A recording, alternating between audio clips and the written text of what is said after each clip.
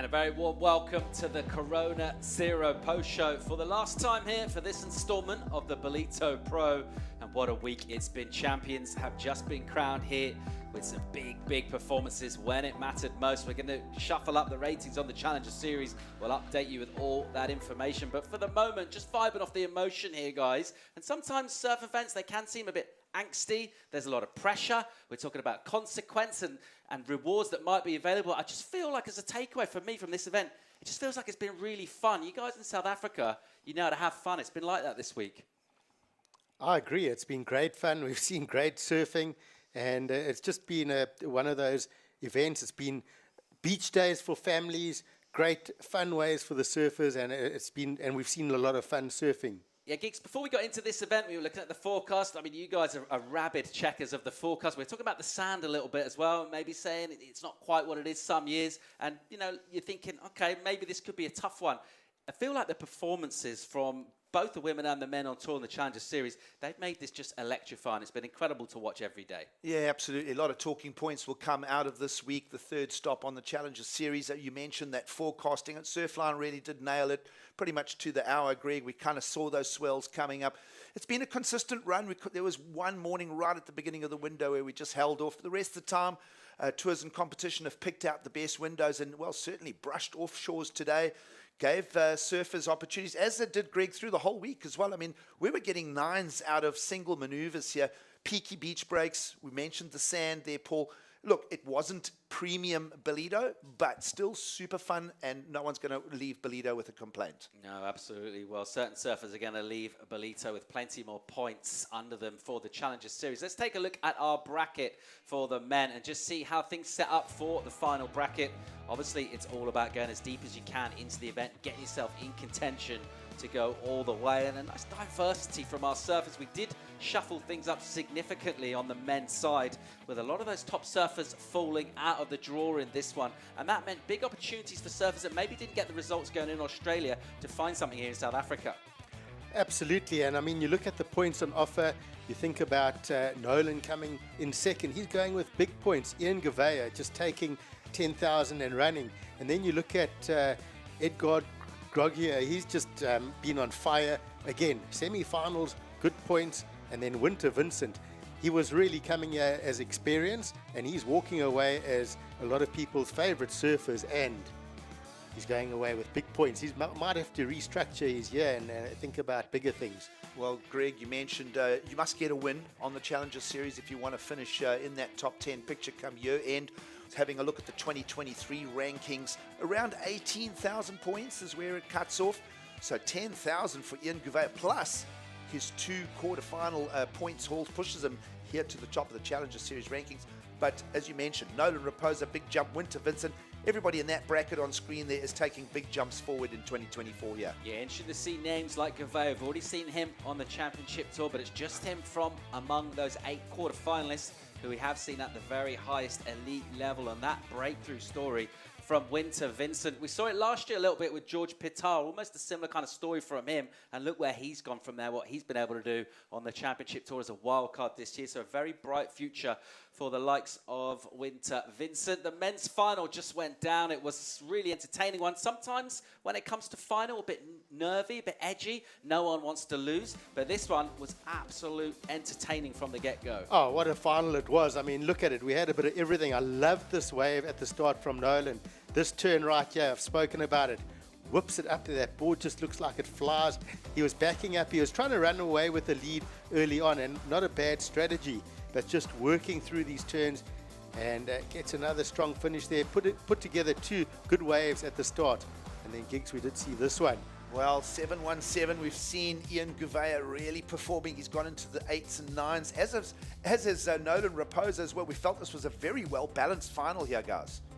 And then the slob grab, straight air, just technically very good, with lots of wind coming in to the face. So backing that 717 up and holding on to priority very wisely at the end. It was anyone's game, but Gouveia just putting together a great week of surfing here. Yeah, really emotional moment for him as well. We just saw in that interview at the end, and he said he's been away for a little while. Always, I mean, everyone loves a comeback story, right? We like a narrative, but just been at that very highest level and maybe seen things slip away a little bit, maybe seen some younger surfers that he's known for a long time, been competing against.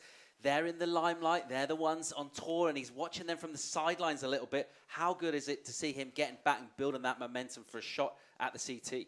Skill, strategy, attitude. Gigs, you got to admit, that experience counts a lot. So surfers going into their early 30s, into mid-30s, a couple of years there left for Ian. I think he could shine for a couple of years. Yeah, of course, Aleo Munez knocking on the door, care of that strong run through Australia as well. So yes, experience is an important ingredient. And it's been the theme on the one end of the story, and then the young talent pushing. That's exactly what the Challenger Series format is about. Yeah, it's been really interesting to see that unfold. That has been our storyline throughout. Let's turn our attentions over to the women, and very much so with that strong push of the youth movement on tour. Let's have a look at that women's bracket and see where we are with that. Of course, just 5 places up for grabs on the Challenger Series for the women, so it really is about going very deep into events. So 10 places for the men, just 5 for the women, and those wins are hugely important. Even quarter-final finishes, it's a strong result, but you really want to go semis or finals, get yourself in contention for a spot on tour.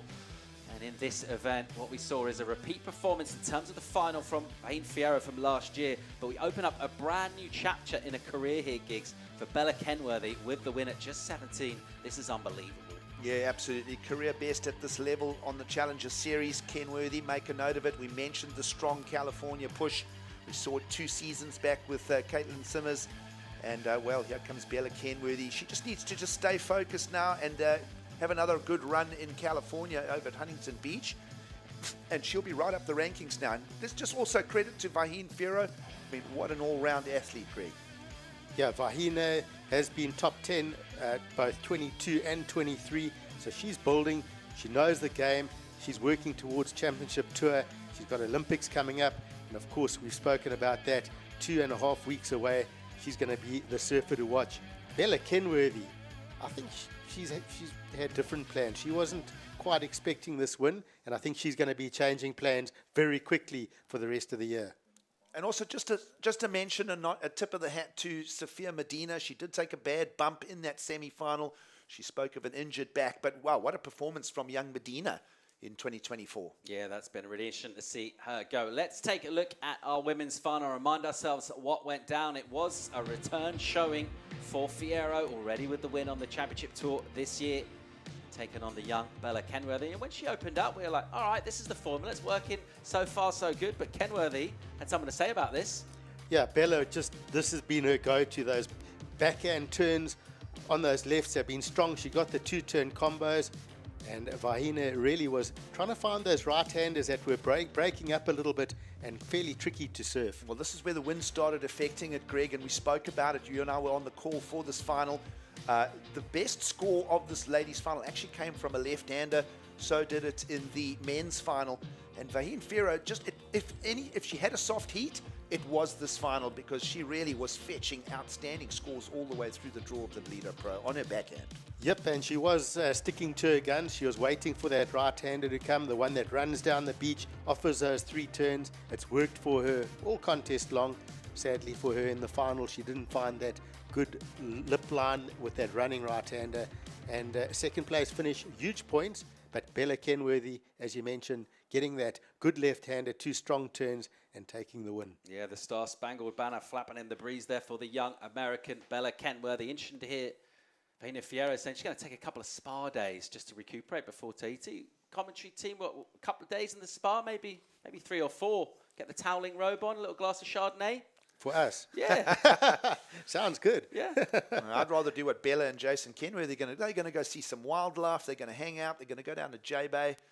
That's a good way to relax as well. Yeah, it's a brilliant part of the world to be any time of year, particularly this one in swell season, and it's paid off big time here. Having the Challenger Series has been a really fun event, and we're just picking over some of the highlights from a momentous day.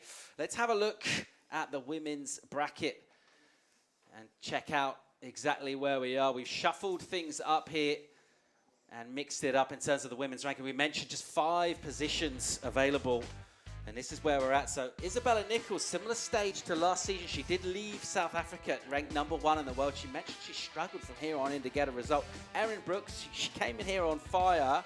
She'll move into 2nd place. It's still a pretty good position to be in for the youngster Brooks. Well, Isabella Nichols, consistency is the theme for her. The Erin Brooks drops 1 spot. But have a look there. Bella Kenworthy's jump and Vahine Fierro from 7th up to 5th. And that's a good-looking top 5 picture as we go to Huntington Beach. We've seen 2 surfers with Championship Tour experience there in the form of Nichols and plenty of experience from Fitzgibbons, but otherwise, new names swirling around there. Obviously, Vahine got the win on the CT, but that story about the new energy for the women, and we're halfway through. Let's see where we go towards how many rookies we might get on tour for the Championship Tour in 2025, Greg.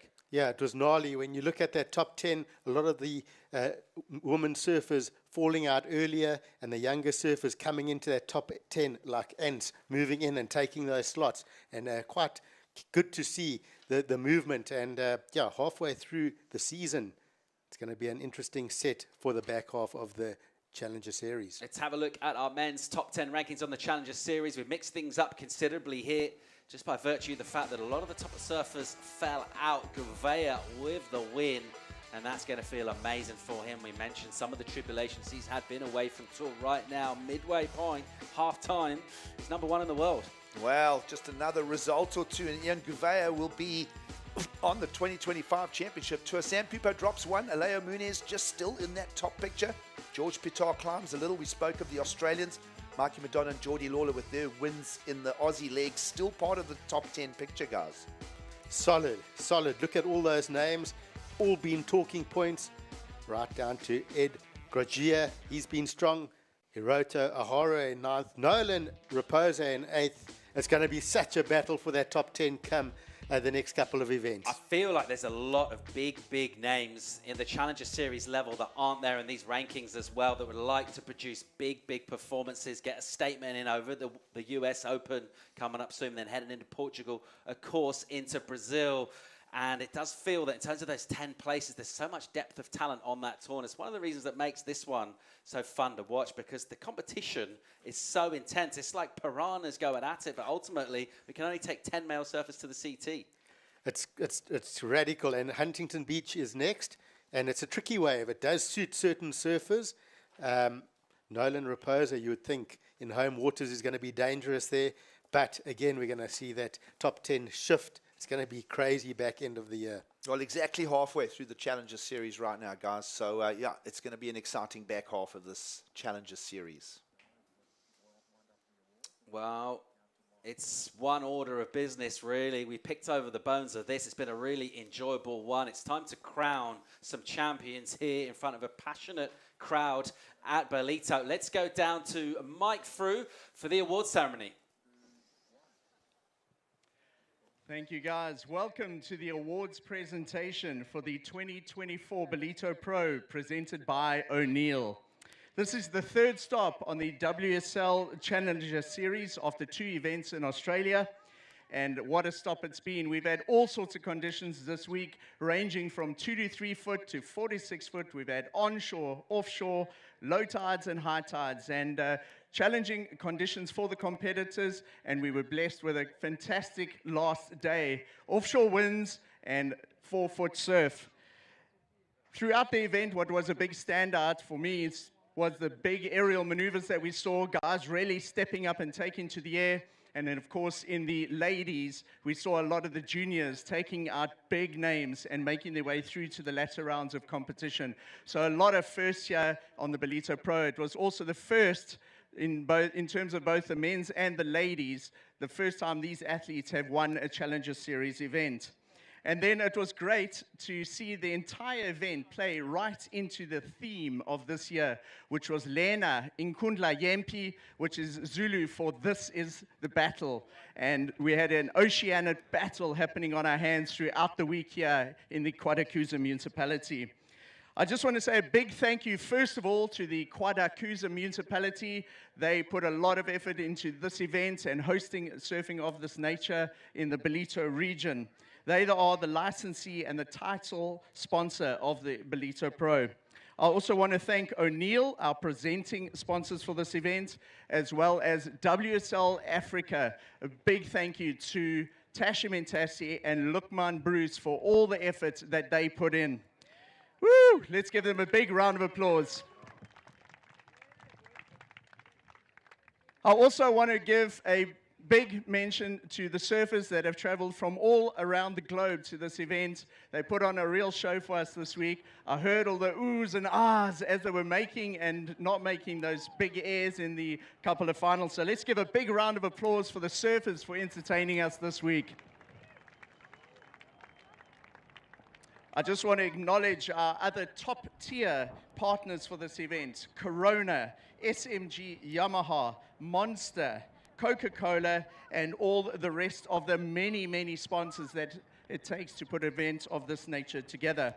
A special mention to the town of Ballito and the Quadacuza municipality and the surfers who share this incredible wave and place with us. And of course, we can't get enough of thanking all of you and the thousands and thousands that came through the week in Ballito to support the event, and everybody that tuned in online. We had on average up to 100,000 people watching the feeds all day, each day. And thank you to everybody for tuning in from all corners of the globe to look at what we got here in Quadacuza. Big round of applause for that. I'm going to call on Mr. Paul Canning. Paul Canning is an ex-World Championship Tour surfer. He was on tour for about 10 years. And he now heads up O'Neill in South Africa. I'm going to ask PC to come up and say a few words. Go, PC. Thanks a lot, Mike. Yeah, I'd just like to say a massive thank you to the Quadacuza municipality. We're extremely honored and proud to be the presenting sponsor of the Ballito Pro now for 5 years. And it's an incredible relationship, and we really hope it continues well into the future. The Ballito Pro is really the biggest surf festival on the African continent, and it's all the co-sponsors and all partners that really make it possible. You know, we've been here for 2 weeks. We've gone through the Surfing South Africa junior divisions, the JQS, the QS 1000, and the Challenger Series, as well as some side activations, and all the partners in the event. Thank you. It wouldn't be possible without each and every one of you. Also, a massive thank you to Colette Bundy. Colette starts working on this event months in advance and leading up through the months and through the event. Thank you, Colette. You really are the glue that pulls everything together. Also to Tasha Mentasti and the WSL team. The event was extremely professional and well run. Also all the working teams and judges and officials. It's been a long festival, and thank you for all your hard work. And then, as Mike said, the surfers, the level has been incredibly high this year. I mean, I can't believe the amount of air reverses we've seen in the last couple days, and the Ballito crowd has been really entertained. So thank you very much. Thank you, Paul Canning. So to help us hand out the awards and give the trophies and the gift packs to the winners, I'm going to call on Paul Canning and Tasha Mentasti. Tasha Mentasti is the WSL Africa Regional Director, and she's done a fantastic job putting this event together. So if you guys could join us up here. So if you guys could just make your way over there. And I'm going to ask the men's runner-up, who we'll present the award to first. And the men's runner-up from Long Beach in California, give him a big round of applause, it's Nolan Rapoza. Our hospitality partners, Vodacom and Samsung. And he also gets one of these incredibly handcrafted trophies. It's a replica Zulu shield, specially crafted for the Ballito Pro. So I'm going to let Tasha Mentasti and Paul Canning hand that over to Nolan. Let's give this guy a massive round of applause. He entertained us throughout the event. And wow, how were those air reverses and big punts that he did right through the event. Nolan, I'm going to ask you to say a couple of words. What's the question? So you have just had one of your biggest results on the Challenger Series. You placed second at the Ballito Pro. You entertained us all week. Give us a couple of words. Yeah, I mean, I'm just super stoked. The crowd's been amazing. I can't thank all you guys enough for watching and supporting. I really could feel all the cheers like after every single wave, and then when I come in, I'd like to give a huge shout out to the Sykes family for housing me this week and making me feel like at home and really comfortable. Yeah, it's been an awesome week, and I want to congratulate Ian Gouveia for ripping all week too. He was lights out for sure. Big round of applause for Nolan Rapoza. Well done, Nolan.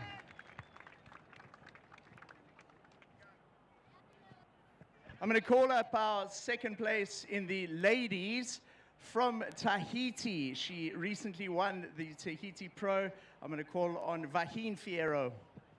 Big round for Vahine. Woo! And we will also see this lady competing in the Olympic Games in just 18 days' time in Tahiti. Vahine, it was also, you really entertained us. You inspired so many youngsters through this event, and thank you for what you brought to the event. We're going to hand over your prizes. You get a Vodacom gift pack, a Quadakuza gift pack, and a beautiful replica trophy from Paul Canning. Let's give Vahine a very big round of applause. Woo!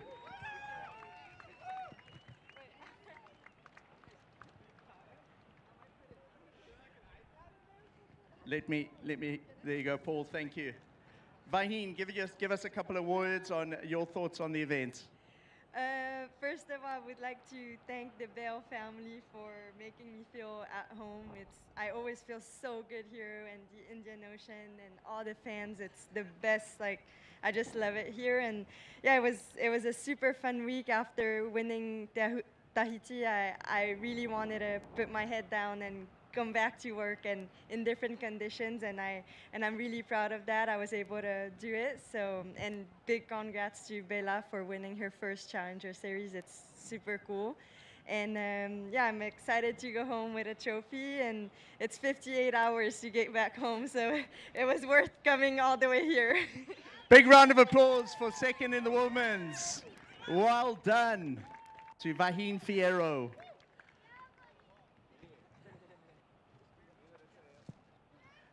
Right, we're going to call on the men's winner now, all the way from Brazil.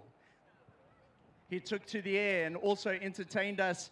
Many of you remember in the earlier rounds, he did that big straight air with the grab, high-fived the photographer, and that basically set the beach alight and set the tone for his campaign into the finals. So let's call up Ian Gouveia.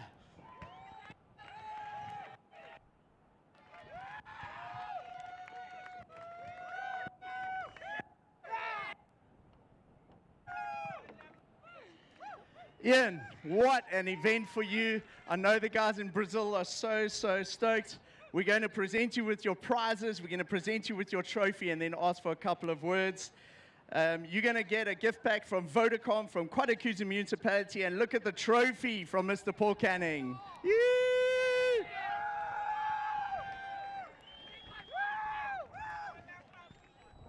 So 10,000 points on the Challenger Series. That'll go a long way to qualifying potentially for the 2025 Championship Tour. Give us your thoughts. Toward today the holidays. To say my love you today to that, today to love. Thank you. That's my dad, and back in the days he didn't know how to speak in English, so he acted like he speak English, so he told that. So just a shout out to my dad. So if you don't know the connection, Ian Gouveia's dad, Fabio Gouveia, surfed in this event. It was then called the Gunston 500 back in Durban back in the day. Many of us remember him, so it's great to continue the family tradition. Tell us what this event means to you now, going into the US Open with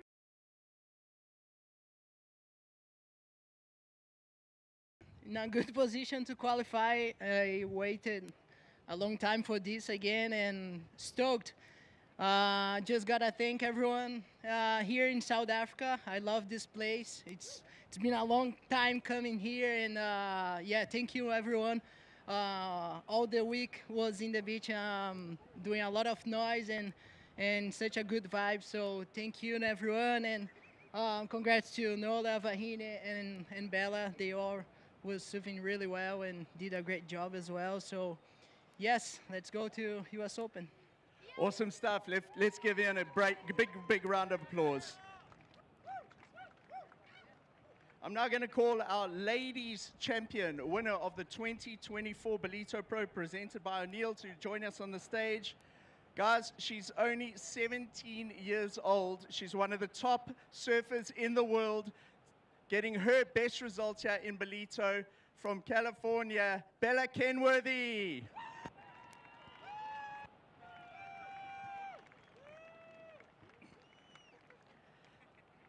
So Bella takes 10,000 points towards her potential qualification on the series ratings, a Vodacom gift pack, a Quadacuza gift pack, as well as this incredible Ballito Pro trophy. Let's give her a massive round of applause.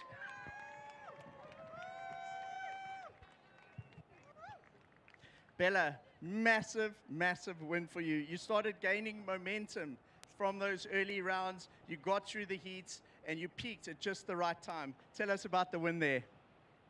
Yeah, I did not come into this event expecting to make the final or win, so I'm super happy.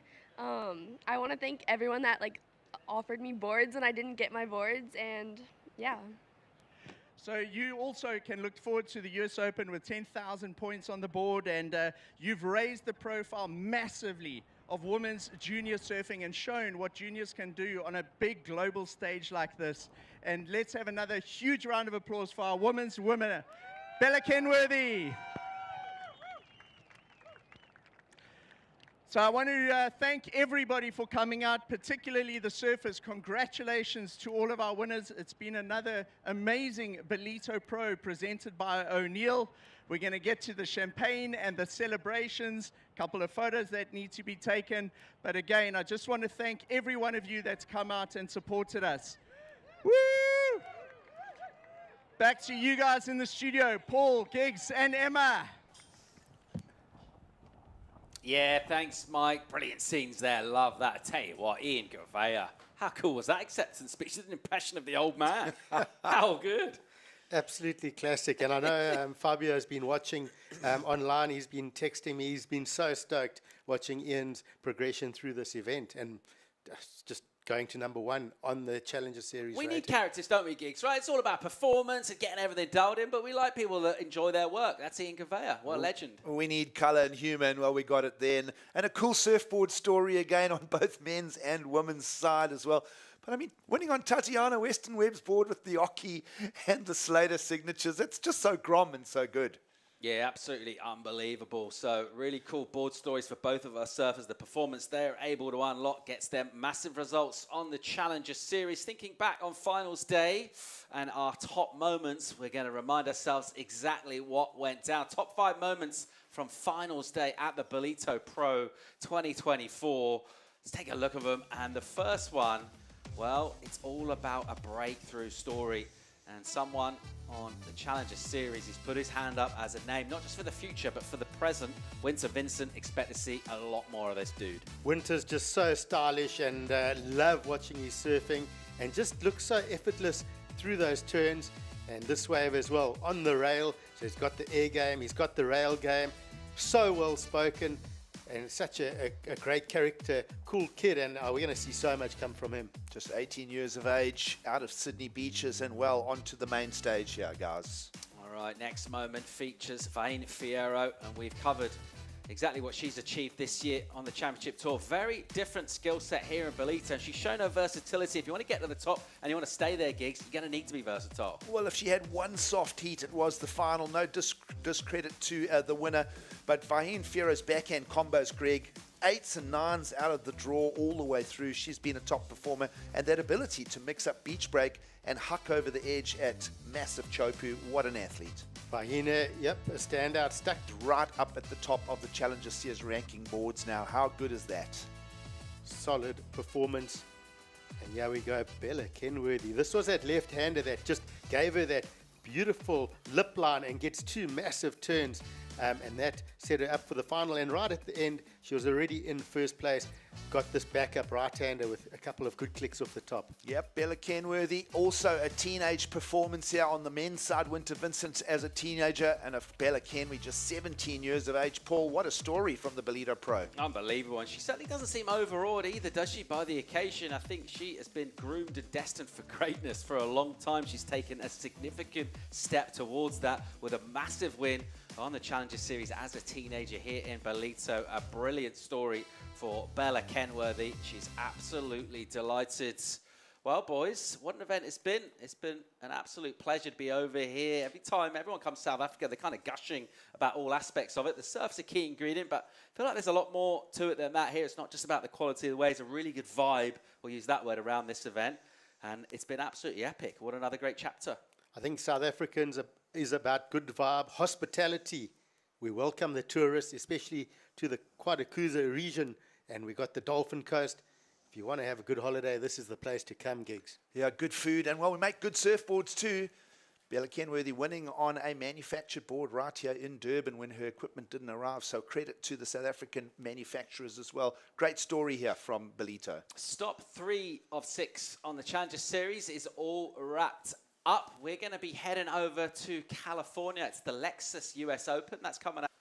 Again, our favourite time of the day. What an event, boys. Thanks to you two for having me over here. It's been absolutely epic. We'll send you out with some highlights. Shot. Cheers.